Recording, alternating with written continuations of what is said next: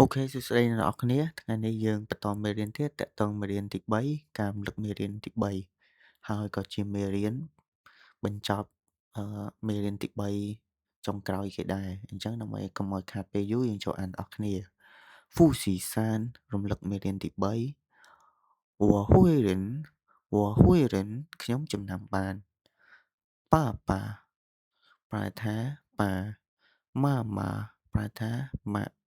កើបងប្រុសទីប្អូនប្រុសសៀវជីកូនមាន់សៀវអ៊ីកូនត្រីហឺម៉ាដំរីទឹកស៊ួយនាវសត្វក្របីទូស៊ូអានសៀវភៅហួគូគំនូឈីឈើជីកង់ស៊ីអ៊ីហ្វូបោកខោអាវវ៉ាហ៊ុយស៊ွာខ្ញុំចេះនិយាយ那是什么តើនោះគឺជាអ្វី那是小白兔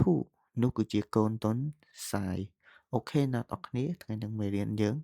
បានបញ្ចប់ហើយមេរៀនទី3ជួបគ្នានៅមេរៀនទី4បន្តទៀត